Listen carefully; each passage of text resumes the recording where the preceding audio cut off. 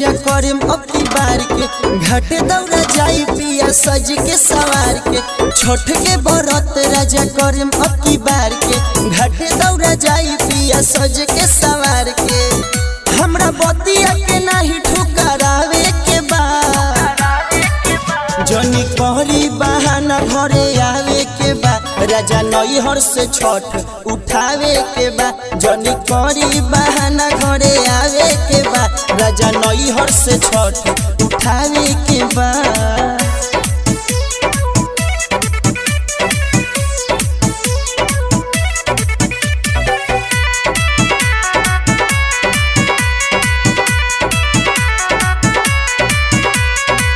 लह चलो चलो चकत बहनी चली है डगहरिया पीछे पीछे गीत गावा चलबे संवरिया लह चलो चलो चकत बहनी चली है डगहरिया पीछे पीछे गीत गावा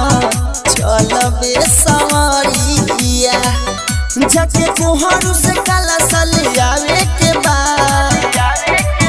जनी करी बहाना घरे आवे के बा राजा नैहर से छठ उठावे के बा जनी करी बहाना घरे आवे के बा राजा नैहर से छठ उठावे के बा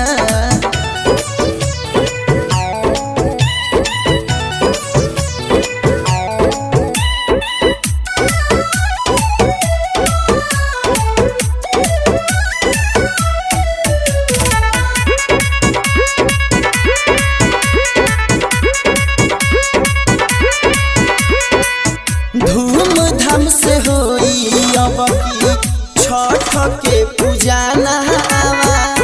मिथलेश बिहारी रोशन चली ना बहानावा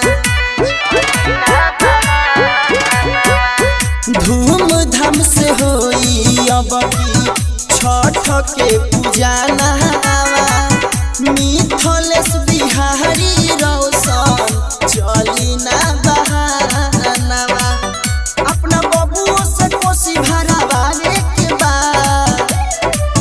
जनी करी बहाना घरे आवे के बा राजा नैहर से छठ उठावे के बा जनी करी बहाना घरे आवे के बा राजा नैहर से छठ उठावे के बा।